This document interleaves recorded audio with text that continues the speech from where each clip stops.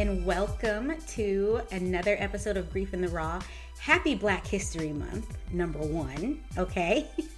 I am so excited to be before you again and to bring you another episode, and I can't wait to introduce you to my next guest.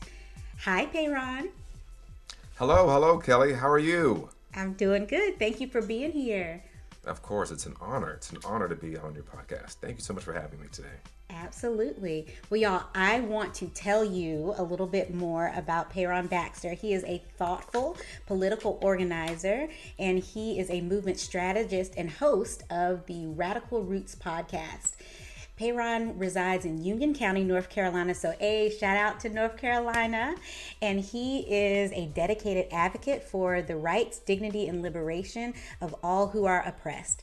Through his organizational work and powerful conversations on Radical Roots, he works to challenge injustice, build collective power, and amplify voices too often pushed to the margins. Y'all, please give a hearty welcome to Parron Baxter.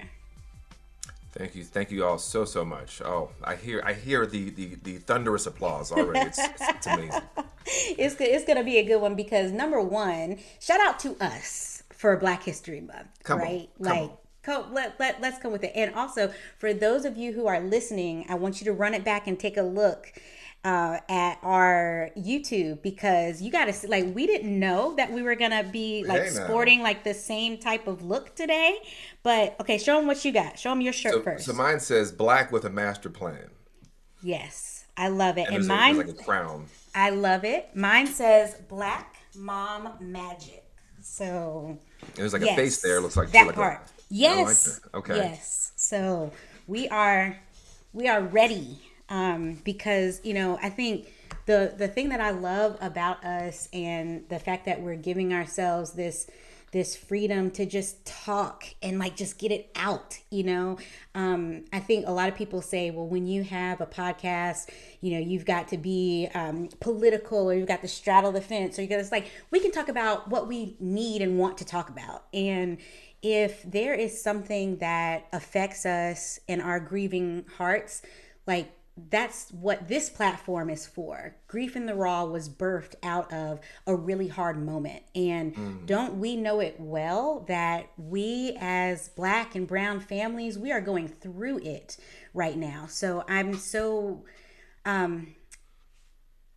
excited is not the word, like in anticipation of your wisdom to help guide us through this really hard time that says, like, look, I've got all of this other stuff going on, and I'm Black, and I'm supposed to be celebrating Black History Month, the 100th Black History Month, and I can't even do that. Like, have we ever really just had a peaceful February Black History Month, right? So all of that is on my mind. I know it must be on the minds of listeners today. So if this is a different kind of episode than we've had before, it's past time. And I'm so glad that we have the opportunity to do it in the here and now, because even in the last few weeks, things have just been ridiculous.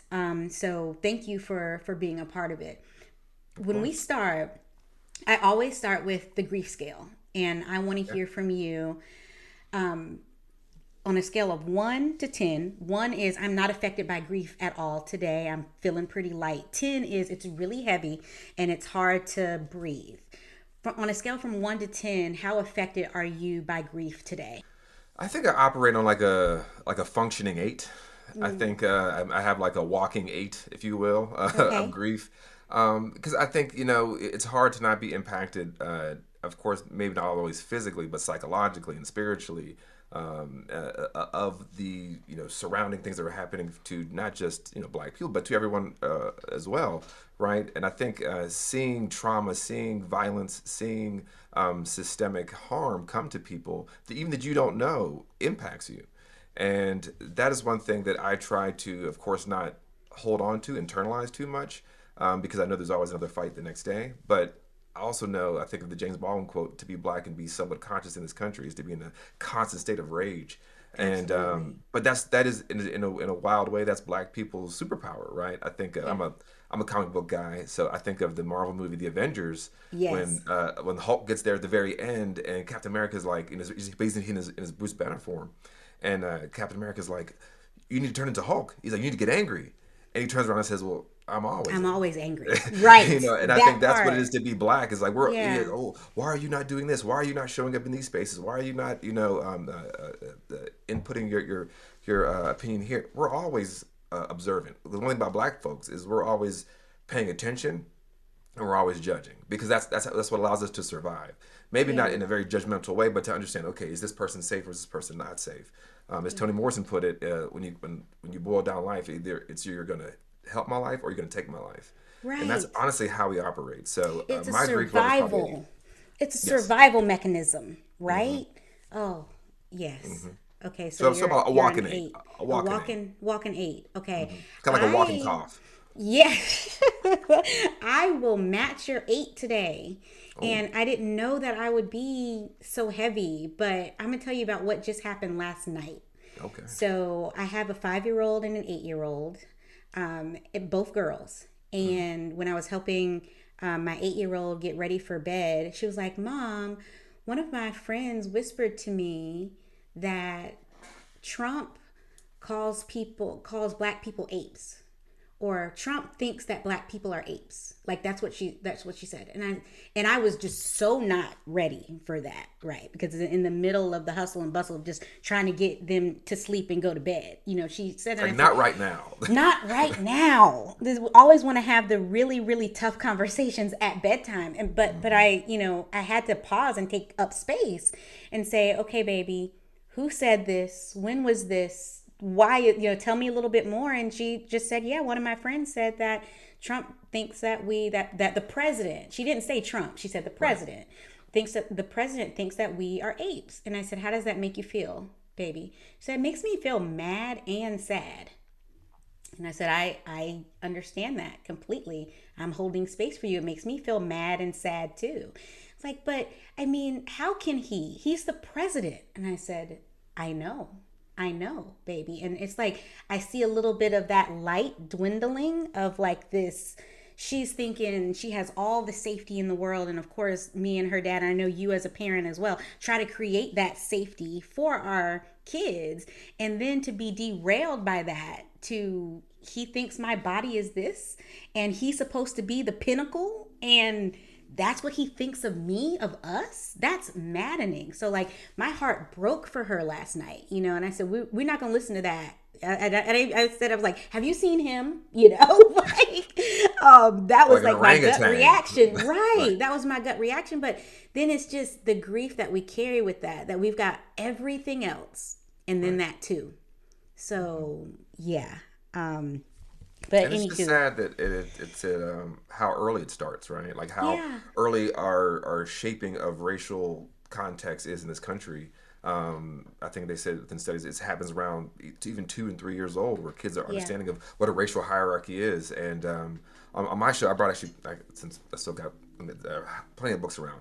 So I brought this Yes. book up here on my show, Weathering by Arline Geronimus, I about the love weathering that. effect of racism on people, right? And it's on a cellular level, right? Our telomeres, our DNA, the telomeres at the end of our DNA strands become shortened due to epigenetic trauma. And she's a Jewish woman, but so she talks about her trauma through her grandparents and the Holocaust. But then she Yeah. addresses in the book, imagine what it's like for Black people, right? And the story that stuck out to me from that book about how aware we have to be and how hyper vigilant we are as people is the story of Arthur Ashe when he had a heart attack in his mid 30s and he's going into the ER. So just think about where your head would be. You're having a heart attack. You may not survive this. You may not make it out.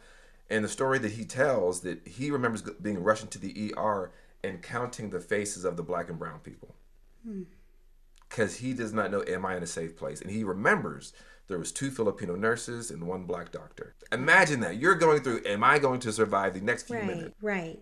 And that goes back to, mommy, am I an ape? Mm-hmm. Right? There's a level of like these dehumanizing language turns into dehumanizing ideology, which turns into dehumanizing treatment of people. And then Right. what I tell people on my show is that like if unchecked ignorance becomes bad law. Mm.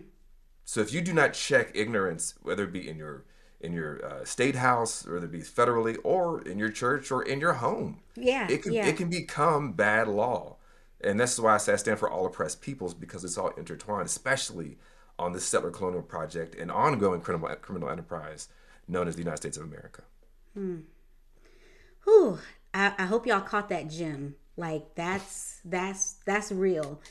I want to take us back even before we talk about the movements, the liberation, the history. I want to start with you from this moment, or it could be a series of moments, like where you first felt that intersection between racism and grief in your life, maybe even before you had language to frame it. Yeah. So the story I tell is because people ask me like, "How did you get here?" Like, Yeah. especially people that knew me from college. Like, there's no way the dude I knew from college is. I mean, people have like they have like a snapshot of you, like, "Oh, I remember we was partying in the club, and Right. and now you're like telling me about liberation and intersectionality Yeah. and where it came from was on my 31st birthday, which is now sadly too many moons ago. We did a raft trip on the Catawba River. Me and some friends. My wife was there. Here right outside of Gastonia, kind of in between Charlotte and Gastonia, North Carolina. And we're on the Catawba River, and we're going around this bend and in the river, just kind of floating, having drinks and fun, all this good stuff. And there's this giant rock at this bend, a giant, huge rock, and there's these kids jumping off this rock into the water. And I'm looking, oh, that's fun. It's fun. As I double glance, this rock has a giant Confederate flag spray painted on it. And if you couldn't get the imagery of what probably that meant or what they want you to understand, if you see this, it said Right. "F-U" N-words on it. And if you couldn't get that, if you couldn't read, they spray painted a middle finger on it. So like they wanted you to get the message. It was explicit. Hey, Yeah. we want you to know we hate you, N-words, right?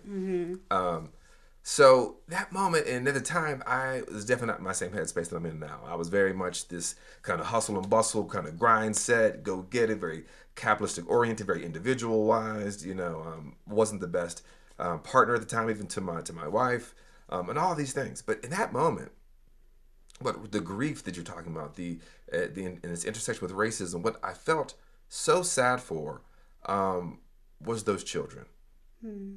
I didn't have the language, didn't have the Right. framework, didn't have the understanding, but I knew that those kids was the impact of that day, my birthday, was going to be that they're going to synonymize that image, that flag, with a positive time.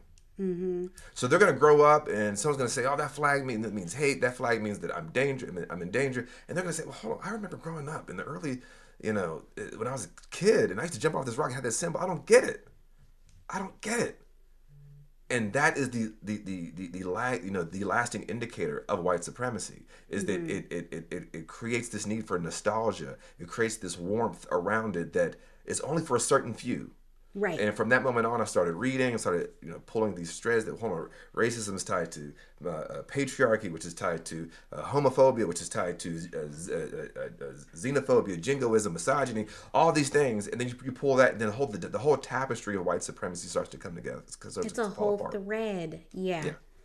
Oh, So that's my what it was for goodness. me. And then from that point on, I've been reading and really been diving into those who have been trying to liberate us for many centuries and many decades. W.B. Du Bois, Assata Shakur, Frederick Douglass, Martin, Malcolm, James Baldwin's one of my favorite people I love to read. Right. So yeah, and I think another book I have here is Toni Cade Yes. Bambara, the author and the poet. Yeah. In the very first page of the very first chapter, on the very first line of this book, The Salt Eaters, is, "Baby, are you sure you want to get healthy?"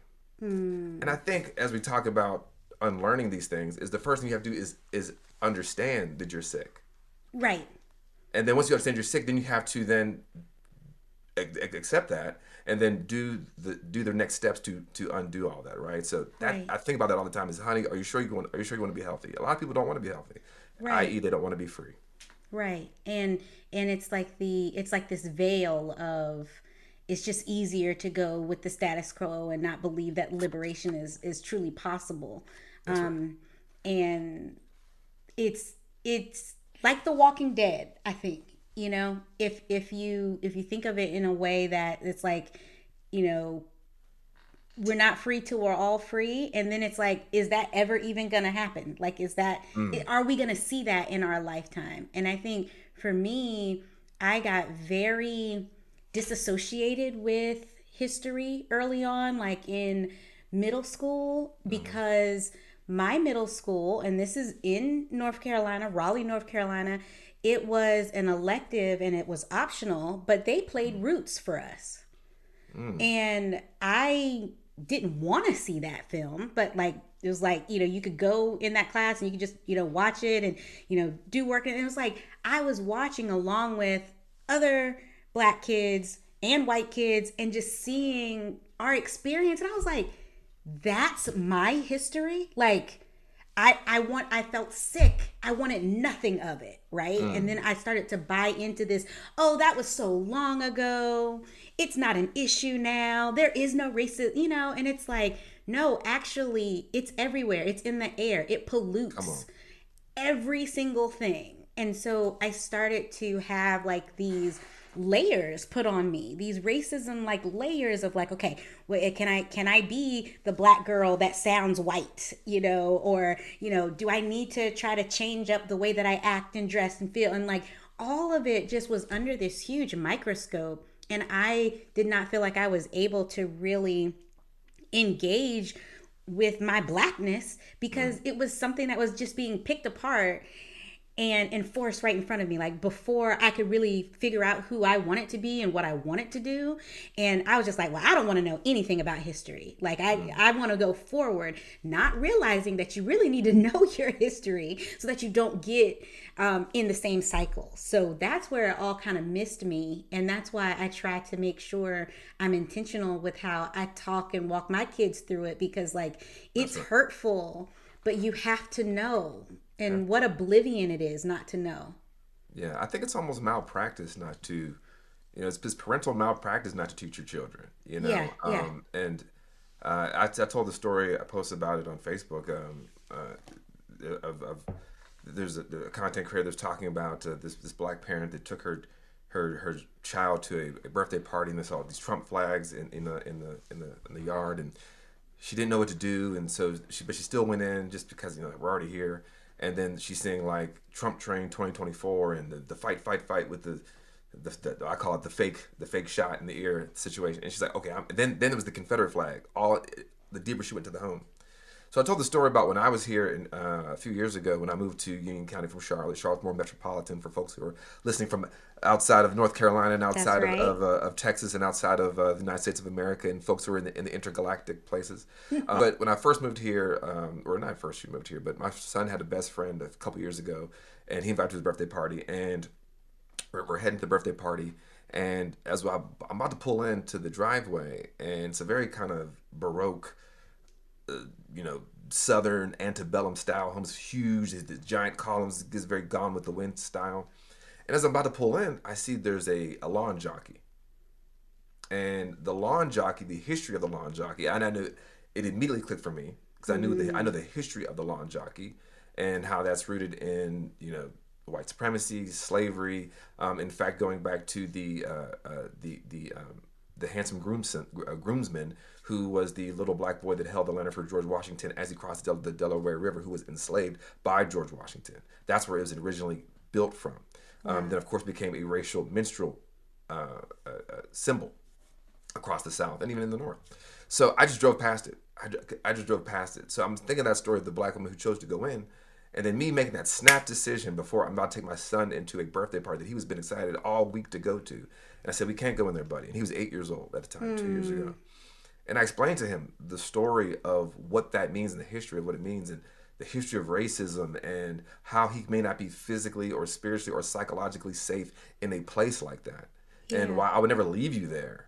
And he understood. Go you for making that choice, because it has to be that innate, right? Like it's got to be that, because if it's not, you don't know what they're walking into. Come on. I watch enough true crime to know I don't trust these folks. I don't do that. No. But I mean, we're in a place that we're still finding people like Trey Reed And Kyle Basinga last week, they're still swinging from trees. They're still deeming as suicides. And I think to your point of like, I don't want to know this history at a certain point. And then you realize like the history never stopped. Never stopped. The Civil War never ended. It just became a cold simmer. And now we're, I think one of the worst things this country ever did was allow the Confederates to still draw breath, because now we're still dealing with that, right? Seeing Rep. Al Green getting his sign ripped down. All these things. These are the descendants of those people that wanted to keep us in chains. So we're marking 100 years That's of right. Black History Month, and that is mind-boggling to me, because it feels like it should be longer than 100 years. But anywho, 100 years of Black History Month, and if this is our century of honoring resilience and brilliance and survival, I don't know about you, but sometimes when February comes, I just feel tired. Like I'm like, it's spotlighty. Sometimes it can feel performative and it's all over the place. But when we're thinking about carrying this and the exhaustion that we also carry and all the grief right now, like I want to hear from you. How do you hold both? Like, how do you hold both that celebration of like, yes, my people, right? But then also be in mourning for us, because we are still going through so many systemic struggles and challenges. That's a good question, and I think about there's a book. I'm always gonna reference books. No, please. I love And books. I love that you're doing that. And y'all, every book that he shares, we're going to put it in the show notes so that we can all build our library. Because if you're not watching on YouTube, you should be, okay? But he looks like he's in a library. I love it. No, it's a book by Kelly Carter Jackson, Dr. Kelly Carter Jackson. It's called "We Refuse: A Forceful History of Black Resistance," and she breaks down the history of Black resistance through 5 chapters. Of it's revolution, it's force, it's flight, it's I forget the fourth one, and then it's joy. And in that last chapter, she leaves joy for the end of the book, right? And actually, we actually had her on our show. That was like our first like big time, like, oh, you were on CBS in the morning, and now you're on Radical Roots, right? That's amazing. So it was fantastic. I got to really ask her some really good quotes from the book. But the line that stuck out to me was that white people get to have happiness, but Black people experience joy, because joy is inherently tethered to oppression. It's just the way it is. Happiness is transactional, right? I'm on today. I'm choosing to be happy, and joy is what you make when it's like you got the man on your back. Right. Whether it be you in the fields and y'all got to sit there and y'all got to make collard greens out of the scraps. They took your drums, so you clap with your hands. They said you can't. You said you can't sing, so you hum. You create this out of this old gourd. Now it's a banjo. Like, you create the experience, right? So we've always had this kind of duality to be Black in this country, right? I remind people all the time, Black people are the only people that did not ask to be here. Right. We are the only people walking this soil that did not ask to be here. Now, the indigenous people, they didn't ask y'all to come here. So you kind of got two. You got one folks that didn't ask y'all to come here, and the other folks that didn't want to be here. Everybody else, y'all had a choice. Right. Everybody else, they made a decision. So with that, we've had to almost create a new culture. I remind people, I said both my parents are basically your complexion, which that means somewhere down the line, someone was messing with somebody, right? Right. But so with that is that we've always had this duality of how do we soldier forward, but yet still find those moments of joy, and that has been world changing. How we've been able to adopt those two, and I think understanding our history has allowed us to be able to have the fortitude to soldier through all of that, right? So I think, to answer your question more directly without all that kind of long preamble, is that I just remember our ancestors did so much more with so much less, and my responsibility to them is to continue to, basically continue forward. So that's I hold those two kind of always kind of diametrically opposed, but understanding that being around one another, right? Like last Sunday, I was at a Black organizing event with politicians and Black business owners and just folks from the community, and it was just so. And we were in our own spaces because we've never had a chance to. Again, we the only people that didn't ask to be here, so we've never had a chance to sit down and say, what do we want? As the descendants of trafficked Africans, what do we want? What's our goal? Every goal that we want right now, whether it be a job promotion, whether it be a degree, whether it be even that parking spot, has been given to you by your oppressor. They say, this is what you should want. But what do we want? What do we want when we're in Africa? What do we want when we're in, Hispaniola? What do we want when we were across the diaspora? What do we want? So I'm constantly thinking about, I kind of have this umbrella I present to people, and I did this at the meeting. I present this umbrella of 4 questions, and the first question is, does this free us? So a lot of times brothers come to me, oh, Parron, we just get 10 brothers in a room, and I'm sure you've heard this before, we get our money together, we can start a town. That's quite common. That's quite a common refrain. But I ask, does this free us? And a lot of times they've never thought about that. It's more or less, I want to kind of sit on the throne of bones in a society that is meant to exploit and extract. I just want to sit on that throne. So that doesn't really free us, right? Because that means when you hold people down, that means you're down there with them, right? Right. So that's the first question, kind of the overarching question. Then I ask kind of the 3-step question, and I say, what do we want from the dominant culture, white culture, which doesn't exist? But what do we want from white people? What do we want from their culture? First of all. Secondly, what do we want to keep from our culture, from Black culture? And then third, what do we not want from white culture? Right.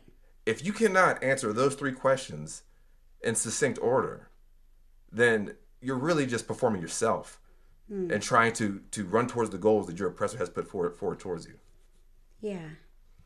I love that. And to me, I think the opportunity that grief has afforded me, right? And I don't talk about grief as this bright side a lot, but there are blessings interwoven into it where the really bad thing happened and it was all this other stuff is made up, like the capitalism, Everything. What we're supposed to achieve, the accolades, all this just to feel exhausted at the end of the day. My mama is gone. Like, I don't want any of it. I don't want any of it. And I no longer have to move in an energy that makes it so that my worth comes from my work. That's right.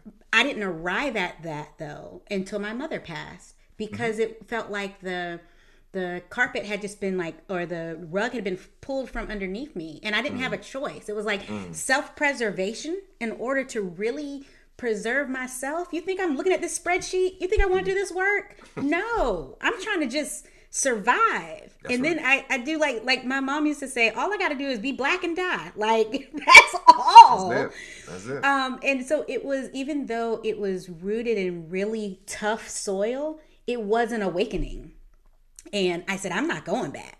And then we said, we moving to Houston. Like, it was just like, and so to be there in that mindset, but then also what it does is it elevates you to this growth that you want to learn more. So this little hurt girl inside of me that used to not want anything to do with their history because it just felt shameful and it felt wrong and all, it's like, no, I want to re-engage with that person because she's worthy to walk out her truth today, and it can look completely different than what those white people said it was supposed to look like. I can wear my hair in locks if I want.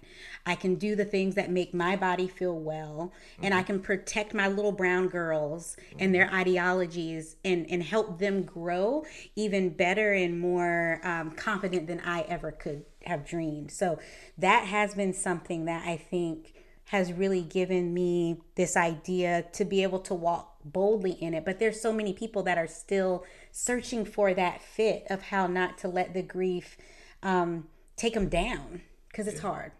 It is hard. And I don't have the silver bullet. I don't think anybody should. I think it's a journey. There's no destination, and especially when you're coming from an oppressed peoples. We've never dealt with the trauma of not knowing where we come from. Right. I am a 100% a descendant of. I'm not one of those like ADOS and FBA people. I can date back my ancestry to a breeding house, basically, or some sort of plantation. Whether it be my grandma's from Alabama. She came up during the Great Migration to Pittsburgh, Pennsylvania, where I was born. So like we've never had a chance to like even accept that we have a reason to have grief as Black people. This country's never even apologized for human trafficking us, for keeping us captive. I don't call them masters. I call Right. them, they're captors. Yeah. These were Yeah. captive Africans and their descendants in perpetuity for a quarter of a millennium, and then 100 years of legalized apartheid. So when you put it in that time frame, we put it all that this is a long time ago. It's not just the enslavers that were the captors that were harsh on us. It was in the '60s. When I tell all the time, my mother was born in 1962, which means to this country she was not a full human being, right? We were not become according to this settler colonial project. We were not full human beings until 1965. So that means my mother was 3 years old when she was then acknowledged to be a full human being. Wow. So what does that mean for her mother? What Right. does that mean for her grandmother? What does that mean for my great grandmother, who I met when I was a child, who died when I was in fifth grade, whose mother was enslaved? It's not that long ago. And that trauma is passed down. That's right. That's right. On a cellular level, it changes us, and this is why I think we can react in a somewhat, not saying we have group think, but we understand how to survive. Yeah.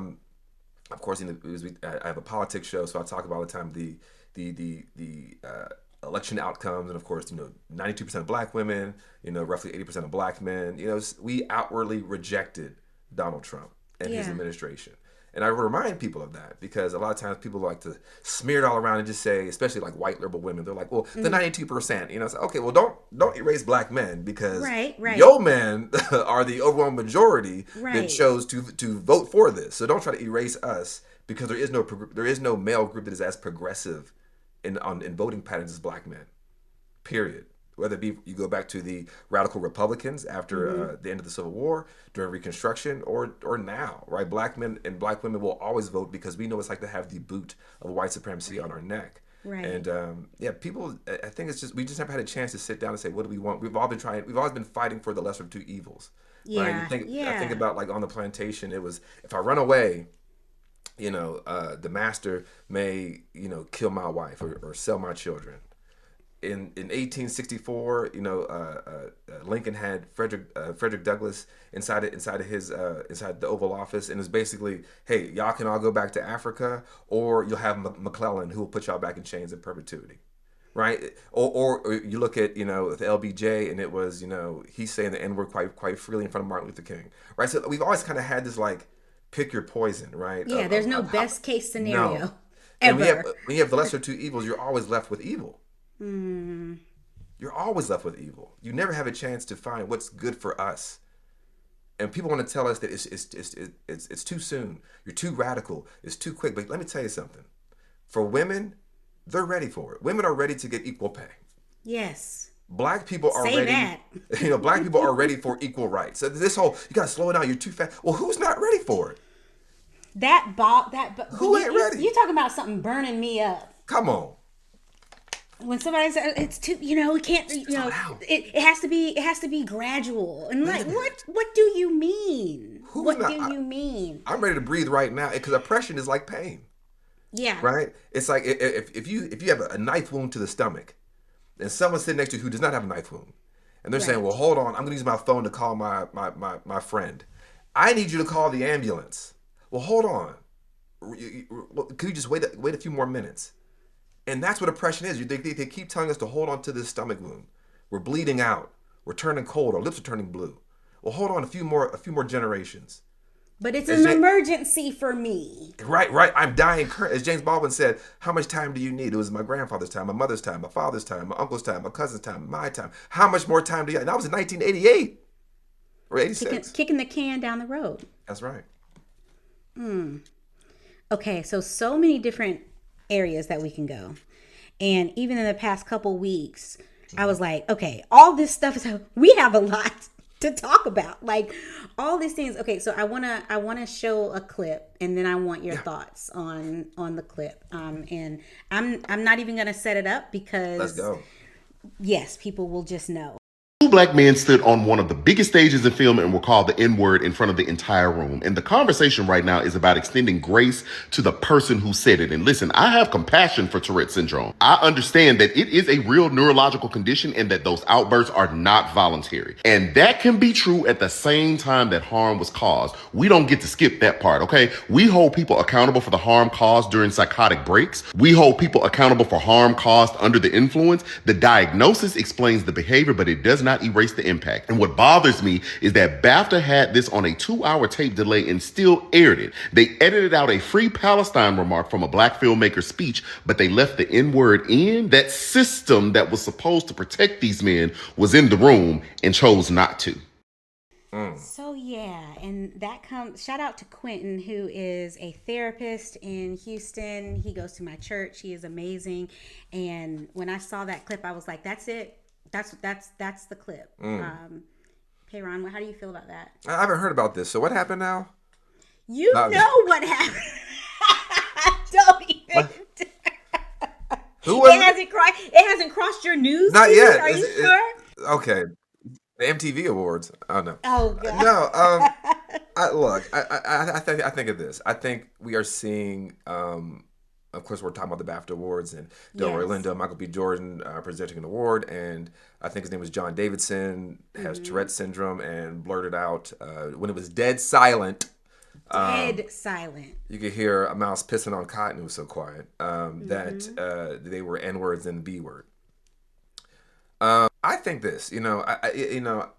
I definitely believe that intention does not mitigate harm. The idea that like, oh, it wasn't his intention, therefore. Because, there's lots of times where things are unintentional, but we have to absolutely address what's happening. Like, how many times a year do you hear there's a gun goes off in a home and it kills a child and it was unintentional? But you have to address the harm to the person or whoever the person didn't mean to be shot. And then you have to address the wound. Right? You don't say, you have to do something. Yeah, you don't just say, well, it was an accident and move on. Someone's bleeding. Right. Someone's in pain.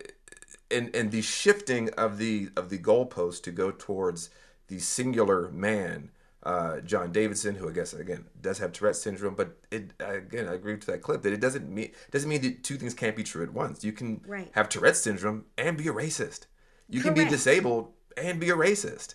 I think about the pictures that we saw of growing up of lynchings. There's people who are in wheelchairs and people who have crutches and people who don't have legs and arms, and they're standing under a black body swinging that's filled with bullet holes and they're set on fire. So two things can be true. And I also remember, I'm old enough to remember, that last month, Kanye West came out with this apology for his anti-black racist remarks and his anti-Semitic remarks. And I remember almost uniformly people saying, well, your condition does not excuse your hateful behavior. And then 3 weeks later, all of a sudden, your condition excuses your hateful behavior. I mean, so it's just we're seeing, again, white supremacy as a system defend itself, right? And again, and this is what we're saying. And it's, to me, it's also just like, because even in its most simplistic form, we teach our children, right? Like if you're walking by and you make a mistake and you step on somebody's foot, I'm sorry. I didn't mean to step on your foot. It wasn't intentional, but I stepped on your foot. That hurt you. I apologize. You don't lead with, well, I didn't mean to step on your shoe. Right. I didn't mean to step on your foot. I didn't mean to hurt you. It doesn't matter what you meant to do. The harm was there, it was felt, it was in the room, and then it wasn't protected at all. So then it's like, on top of the insult, then there's salt on the wound. And then it's like you have that feeling of like, am I on candid camera? Like, this must be a big joke, right? That like people are witnessing this and the protection is not there. And then that's when you get the biggest part of the fallout, because it's like, that's the audacity. And then it's like, okay, so people are just going to get away with that, and we're just going to do that, and it's just going to be okay. There's a point where it's never okay. It's never okay, and that's what's maddening about it. You feel like you're screaming from the inside out. So it gets all over me. One, black people have always been, we're always judged on how comfortable we can keep white people. That is Can literally. You say that again? It is literally beat into us at a very young age. Right. This is why we tell, black boys, pull your pants up and and don't say this and don't do that. And of course we have, intracommunal things that we talk about. But even those standards are to make white people feel more comfortable. Don't talk like this. You have to code switch. Right. When you go into an office space, you have to, keep your hands out your pocket, whatever we can do. So if you hear overt racism, and honestly, I'm saying someone who considers themselves quite woke, if I was on that stage, I probably would have reacted the same way. I don't know if I'd have been like, "Who said that? Who's that? Right. Where's that crack at?" Right. I wouldn't have. So right. I think you have that tact. It's beat into me. Like there's a way to right. Is respectability politics is something we invented to stay alive. But what it does, it keeps us at harm, and it allows the system of white supremacy to continue and roll over us. So Delroy Lindo, I think on his face was the face that you see on any brother who's over a certain age, kind of like but he still kept his composure. Michael B. Jordan clenched his jaw, looked to the side, and couldn't believe it. So there is a level that the expectation is that we're always supposed to take it on the chin. You accept and this. that's so sad. Well, I think because if you think what is nigger, nigger is not man, is not woman. Nigger is thing. Something to be beat, something to be punished, something to be worked to death, something to be raped, something to be dismembered, something to be eaten. It is not a human. So when I'm talking to brothers about our misogyny or homophobia, and they're like, "Oh, P, you appear sound like them," I'm like, just be aware. They don't think you're a man. They don't think you're a man. The people that you're sounding like don't think you're a man. How do I know that? Because during segregation, they had a men's bathroom, a woman's bathroom, and then a colored bathroom. All y'all could just go together. I don't care. Right. They don't see you as a man. You don't have bodily. I don't care about the bodily autonomy. They don't see you as that. So I look at all of these things together, that you don't even have the autonomy to have your own emotions.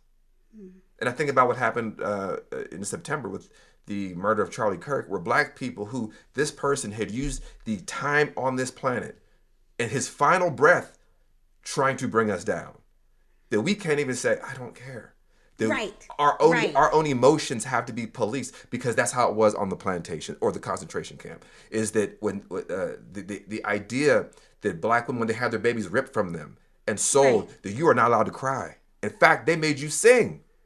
They made you smile and sing as you saw the baby that you just gave birth to 3 months ago sold away. It's the same thing with Michael B. Jordan and Delroy Lindo. And I think it's that epigenetic trauma. And this is the original OGs in Britain. This is the original colonizers, right? They ain't got no Independence Day. They say every country got Independence Day except for the UK, because they was colonizing everybody. So like there's no, these people are the original, and they created their own class of whiteness, right?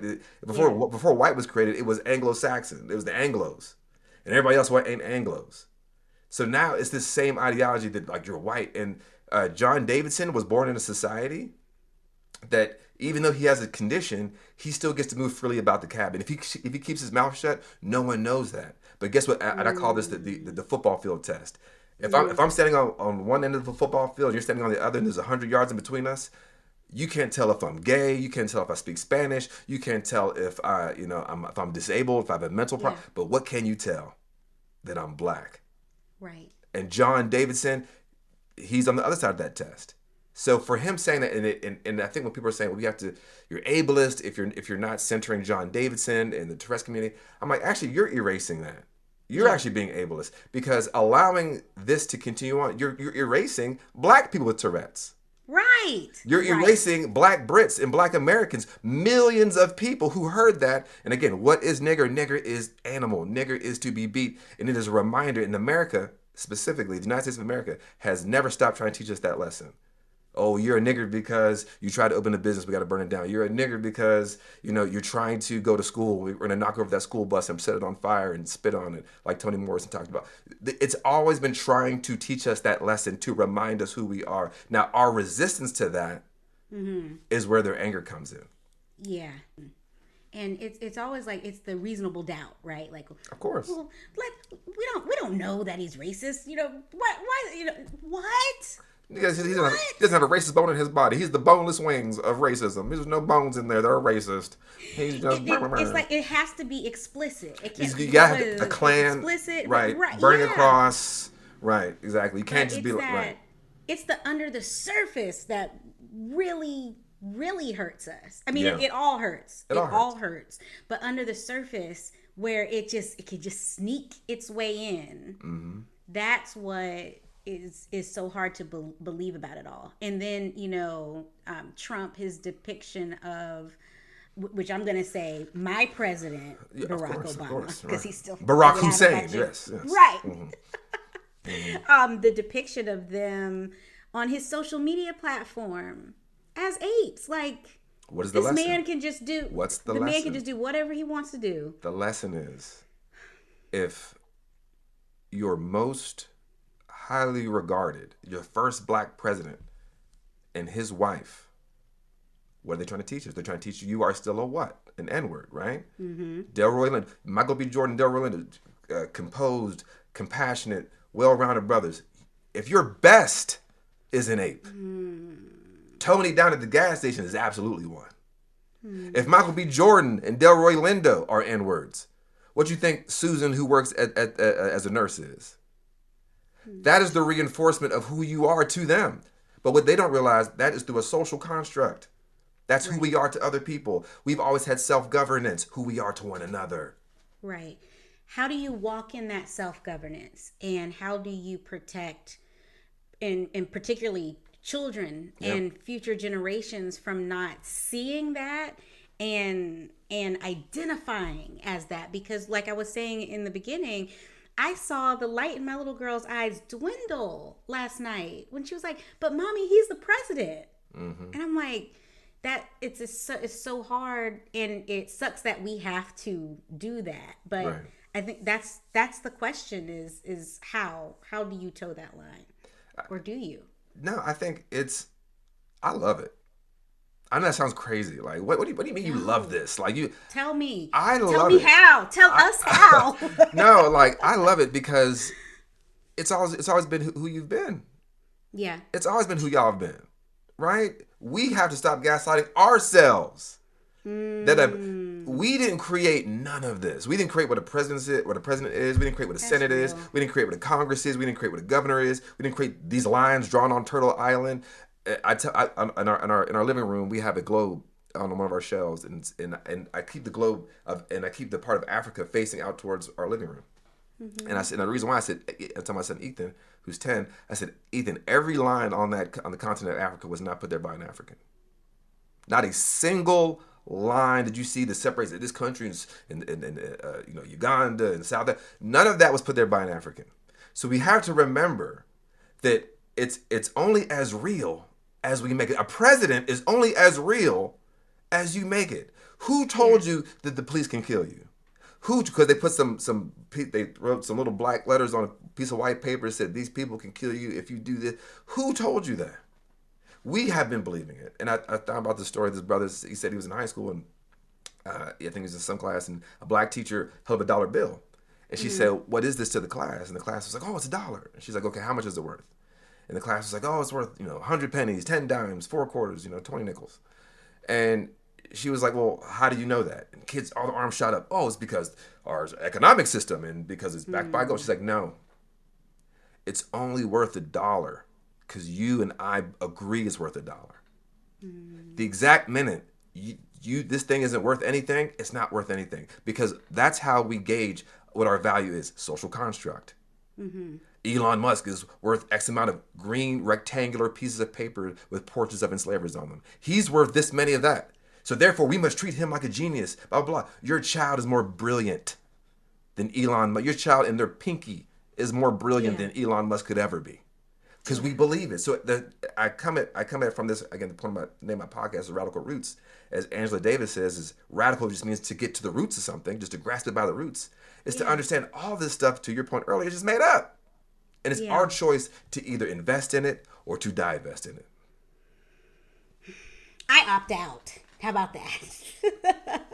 Yeah, I get that. Yeah. Oh my goodness. And okay, and by opt out, I don't mean to, because I do think there's a difference between opting out for psychological safety and opting out for selective ignorance, or maybe there's not a difference. But like for instance, I'm gonna be honest, I can't tell you the last time that I sought to watch the news. Like I remember, you know, just coming up and like news be in the background and like you're just hearing it, and it used to be like a traffic thing, but then you just let the whole segment play and you just listen to it. I don't like I did like I don't seek out the news. Same. Because to me, I have to create my own filter for what can come in and what can live in, because I don't want to spiral in my thought, because I'll be debilitated for the rest of the day. So I'm interested for you, as someone who is very well educated on the history, on the Black fatigue of it all, of the trauma of it all. Is that an okay practice to just not watch the news? Black fatigue, yes, coined by Mary Frances Winters. Yes, we have that book somewhere in here as well. Black fatigue. Yes. And she actually spoke. My wife does DEI work. She actually spoke at her organization as well. So yeah, Black fatigue, again, as we go back to all this, is out of our survival, right? And I think, to your point, I haven't watched the news since November 6, 2024, which was the day after the election. I have not. I think we literally cut our cable off maybe the 10th of November. We were like, we're good. Yeah. And the reason why was because the very next morning, white men in air-conditioned suits, in air-conditioned rooms with tailored suits, getting paid millions of dollars, were telling us the reason we got Donald Trump was because there was something wrong with us. If you were not a white man, if you were too queer, if you're too womanly, if you're too much DEI, you're too black, you're too Latino, you're the reason, because you spoke too much, because you challenged the hegemony of people that are honestly children, because we can't forget, this is our 250-year anniversary of this settler colonial project. It's very young. These people, they've never had a chance to know themselves. And they said, we are maintaining that power. And instead of addressing that, they blamed us for it. So I chose, just like you, to opt out. You know, and I listened to more independent media. And what was your question? I'm sorry, I realized I just tend to. No. I think the question is like, oh my gosh, is sorry. no, this is good. Is it okay to do that? Because I feel there's a population that says like, you got to be in the know, and you got to stay in it and stick in it to be aware and all that. But to me, sometimes awareness can be so scary. Like, I got enough shit going on. Like, I hear that. No, that's real. Well, I think I look at it like this. Like, you know, being aware is one, we've never not been aware. Even those of us that aren't aware are still more aware than folks that don't look like us, right? That's real. And I look at it like when I go to the barber shop, you know, I haven't gone to my barber in years, but my son still goes there. And then, here comes Parron. Now here he come, you know, blah, blah, blah. Because they know the stuff they say doesn't fly when I come in there, right? But I'm not, and I think what it is like, I'm not trying to win. And that's what is difficult for them, because they're trying to win. It's like, well, no, I'm trying to elevate us to say, I'm not trying to beat you in an argument. I'm trying to present you with things that you have not considered. So our ability that you might not even know. You might not even know, right? And then you can make a decision about that. So I think to the idea of, because I love you, right? Another James Baldwin quote: "If I love you, it is my responsibility to show you things that your eyes will never see." It's my responsibility. If I love you, and I love all black people. Yeah. I love all black people, you know, and of course, there's certain people that work against us, the Candace Owens of the world, and I don't rock with her, but if something were to happen to her that was overtly racist, I guarantee the black community would be very upset. Right. I guarantee you. If someone lynched if someone lynched Candace Owens, black people would be like, yo, what? Right. So there's a certain level of like, even those of us that work against us, we still care, because we're communal people. We're people that will always look out. Like, I think, again, going back to Africa, this concept of the nuclear family, and the father and the mother and the single family home, that was all colonial. It did take a village. Right, it was the baba, it was the griot, it was the imbagi, it was all of these things. That's how you go sit with him, and he's gonna teach you how to fish, and she's gonna teach you how to weave, and you work together. And there's the high priestess, and there's all these things. So when I talk about how we don't need to essentially, not decolonize, because that center is still the colonizer. We need to re-indigenize, because that's how that's that self-governance. That's ways of knowing. I don't gotta watch MSNBC.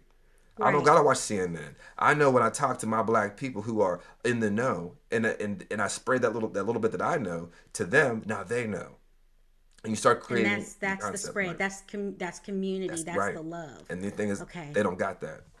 The other side don't got that, because they've been told they're an individual. They've traded their community for this thing called whiteness.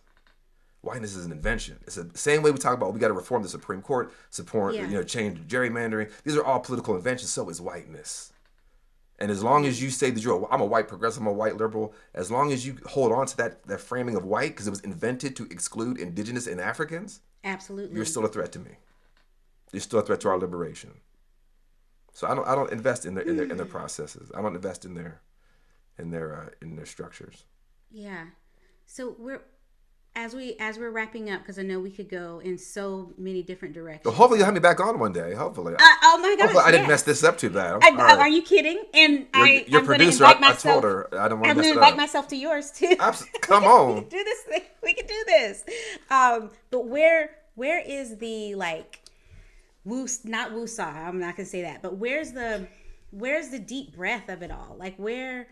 Because I feel like sometimes I'm like holding my breath in anticipation of the bad, that anticipatory grief, like something else bad is going to happen.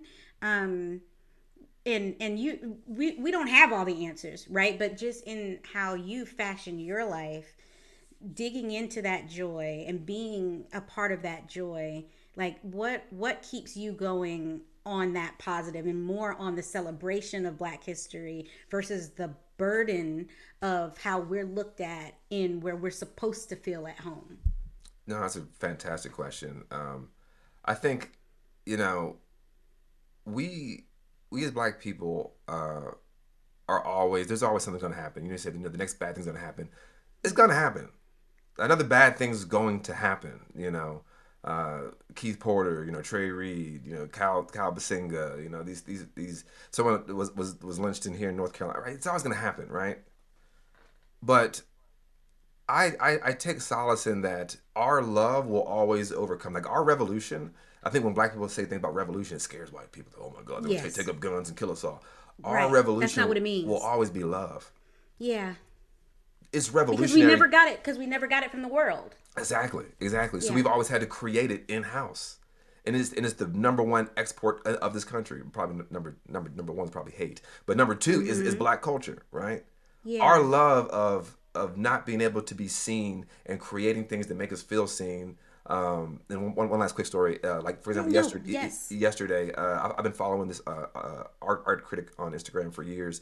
His name's Jerry Saltz, and he had this take, and he was on this podcast, I guess, and he was saying they were asking him about Obama's portrait. Do you know what I'm talking about? Where he's like it's green in the background, and sitting in a chair. Well, just real quick, what do you think about that portrait? It just seems very cold. Fair. He's got so much more personality than that to me. I don't know. What do you think? All Is this good. No, it's not a trick question. It's not a trick question. So Jerry Saltz, this man who does art critique, he said it's shit. It is that was his words. Looking at that, I do not think that's a shit piece of art. I think it's still very well done. I think it's very vibrant. I think it shows Obama's regalness. And could his countenance be better? Sure, but like ultimately, I don't think that's a bad piece of art. Yeah. And I commented, this was yesterday. I said, just so y'all know, Black people do not care what white people think about our art and our self-expression. True. And when I tell you the floodgates opened up, he's Oxford, and he went to the Transharmonica court, and I'm like, listen, and I didn't say he can't critique it. What I'm saying is we as Black people do not care. The reason why I say that is because we've never cared. When you said that our music was too ghetto, when you said bamboo earrings were out of style, what do? We made more rap music, we bought more bamboo earrings. When you said that, our food is disgusting, guess what we doing? Every time there's a cookout, we eating that food, and now y'all are co-opting it and selling it. So I was just making the point that of us as black people, our joy does not come from white perspectives. Our joy is always in-house, to answer your question. So I went to that story, because that's how it's always been for us and always will be for us. Again, if Michael B. Jordan and Delroy Lindo are N-words in the UK, and if Barack and Michelle Obama are apes, and they're trying to tell us that's okay, and there's some sort of reason that you need to accept that, we've never needed to accept that. Right. So our joy will always come from how I see Barack Obama, how I see Michael B. Jordan, how I watch Sinners. And I remember the final line of that movie where he was asked by Sammy at the old age, and he says, "What did you think about that night?" And he says, "For a few hours we was free." It still makes me cry.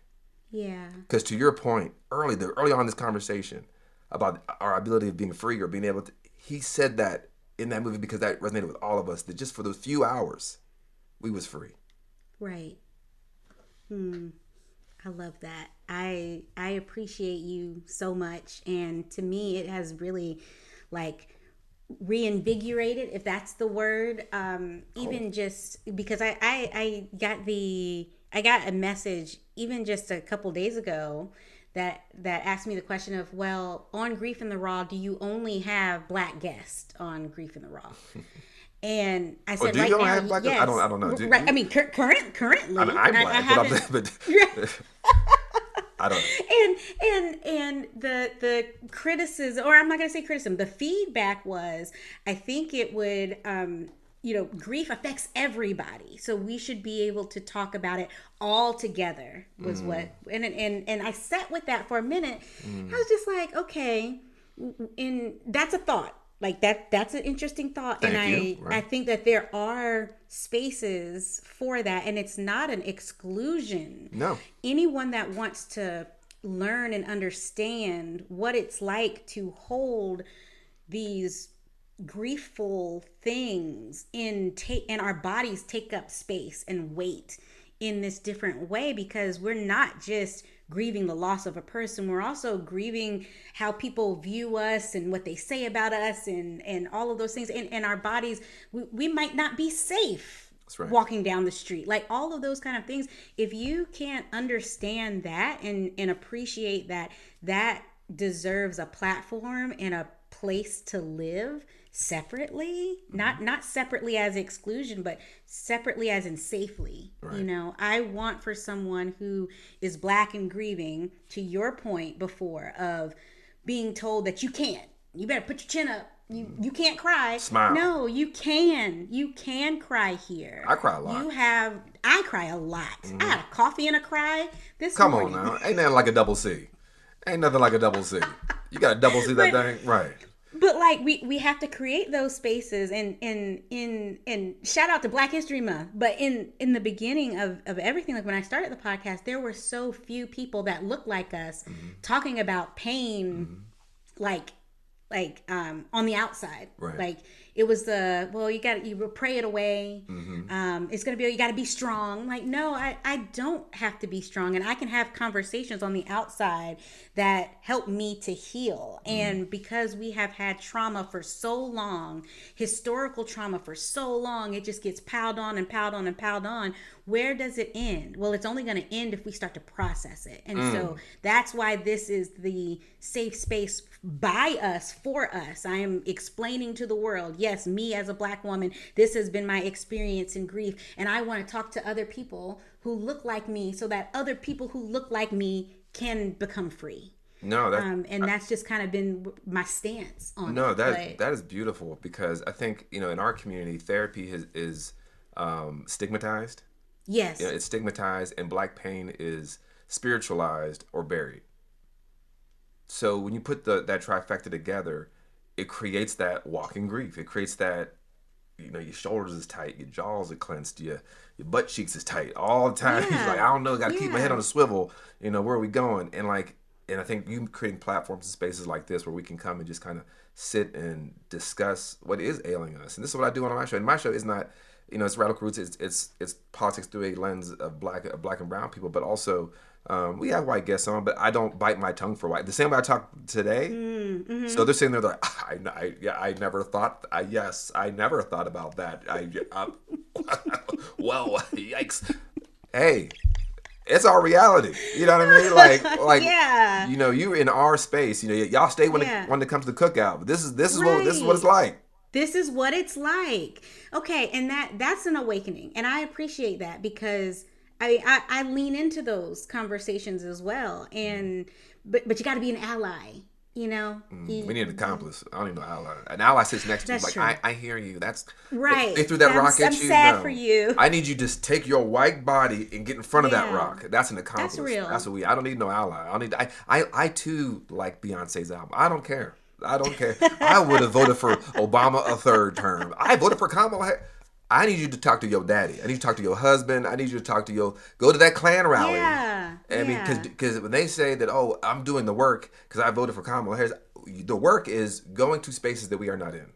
Right. When I said earlier that I go to the barbershop and I talk about patriarchy, misogyny, homophobia, because I know in those spaces, women are not there.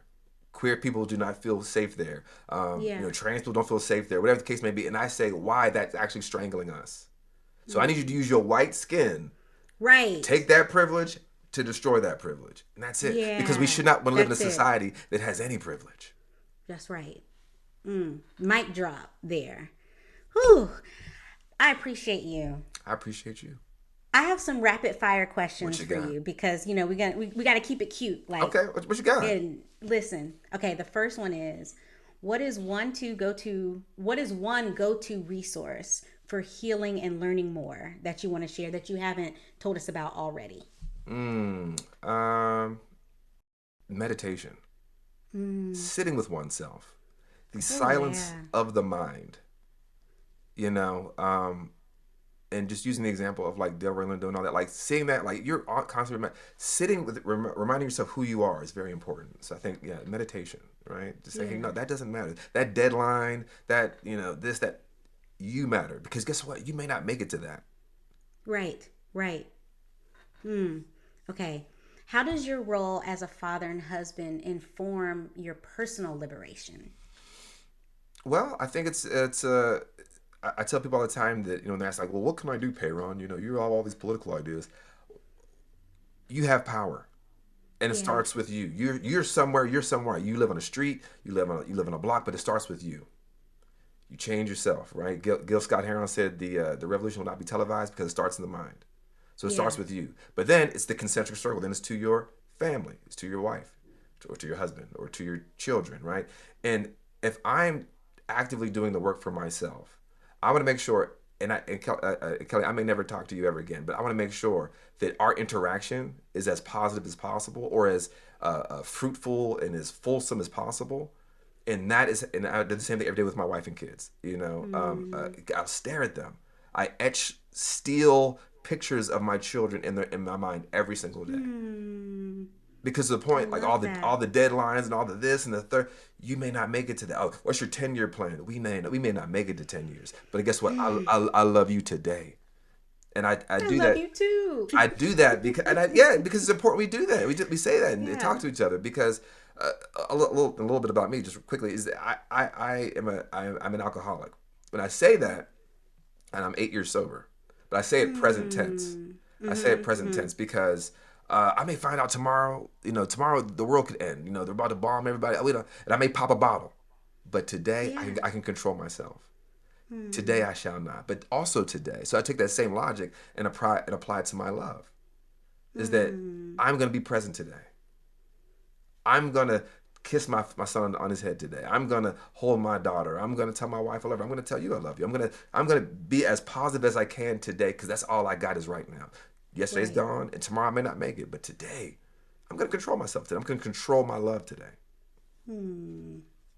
That's so good. What's the last I just love us moment that you had? Oh, I saw some. I posted this on my social media. I saw some. I don't know their name. They're these black music like reviewers, and they were listening. It's a clip from 2022, and they're listening to Bad Bunny's "Titi Me Pregunto," and his smash hit song, and you know, and they're sitting there, and they're just reacting to it. And I started, and this is from 4 years ago, but I'm just thinking about how like all the kerfuffle over the Super Bowl, and I'm like, and this was us naturally, and this is how we always are, and like. And then, of course, they dance and acting silly. I'm like, that's us. I love us. It's like I love the Super Bowl. Yeah. Like, oh my God, I love it. We turned it up. Right. Like, cause I used to teach Zumba. Okay. Right? Yeah. I shouldn't say used to. I might pick it back Come up. on now. Like I was just That's like right. I was in it. Absolutely. And it did not bother me that there was no English. There didn't need to be. Don't need to be no English. What is it? What is understood doesn't need to be said. That's right. It was beautiful. My brother started that on a plantation. You understand me? We all was like, this is our history. No matter where you're from, that is our history, and that's how we make it out. So yeah, that's that moment. Them kind of reacting to that is very good. Yeah. Oh, I love that. Okay, share one small action anyone listening can take this week to nurture their communities and themselves. Find an issue that's happening locally and learn more about it. Not even say get involved. But I tell people, think of your house as like you're the president of your street. Are the street lights on? Or is there a pothole that needs to be fixed? Do you know all your neighbors? Is there a lost kitten? I mean, there's always something that needs to be done. And the more you start to interact with people, you start to realize you have more in common with them. And that is the number one antidote to authoritarianism, is our connectiveness. Yeah. Okay. So the last two questions. What has grief taken from you? And what has grief given you? That's a good one. I think grief has taken the ability for me to disbelieve, or to believe certain things, right? Like I think it, like when my grandfather died a few years ago, I didn't know that I could feel that sort of pain. And then my grandmother died, right? So it took that ability of like, oh, these people will be here forever, right? So that almost that delusion that, because in our country we don't really deal with death, which is why we react to it like this. Correct. Right? We don't sit with it. Again, going back to the present, I have to love you today because we may not be here tomorrow. So it took that delusion, or disillusioned me from that, I guess. That's the word. Yeah. And what it gave me, I think it gives me a sense of urgency. On the flip side, that exact same sort of an ideology is that I must move swiftly right now. Yeah. I must move for the best interest of everybody that I'm talking to right now. So it's giving me that. I love that. Well, Parron, I just appreciate your voice. I appreciate you moving expeditiously through this conversation to give us a master class in what it means to be present, to show up for community, to lean against the status quo, and what even is that? It's all made up anyway, right? So I appreciate you, and I want to know, how can I support you? How can people find you? What do you have going on? We're also going to link his podcast, but tell us, how can this community support you? Yeah, so the Radical Roots podcast, we record every Thursday and Sunday at 8:30. I don't think we're recording tonight, but then I do a smaller show on Tuesdays, Thursdays, and Fridays in the morning. So you can find me there, Radical Roots. You can find us on Facebook, Instagram, at Radical Roots. I do community organizing, so if you're kind of in the area, I'm always trying to get involved. I'm involved in stuff in Charlotte. So I'm always trying to, again, be as close to the people as possible, because that's where the power is and needs to be. Yes, I love it. Well, this has been another episode of Grief in the Raw. We're going to just do a big inhale and exhale all together. 1, 2, 3. Y'all, as always, take what you need, leave what you don't, share it with someone you think needs it the most. And from me to you, happy Black History Month. And we don't need a month. We're magic all year long. Thank y'all. Peace and love. Thank you. I love you, Parron. I love you too, Kelli. Thank you for joining me inside today's episode of Grief in the Raw. I hope that something we've shared today both affirms how you feel and also provides you with healing towards your journey. Let's keep the conversation going. Visit kellyandco.com for more information about the show. Also, make sure to like and subscribe on YouTube, Instagram, and follow the show on Spotify and Apple Podcasts. Special thanks to Bethany Anderson, who is the producer of this podcast, and also Jeffrey Smith, who has been the composer for the music. Thank you so much again from the bottom of my heart. Peace and light always. Much love.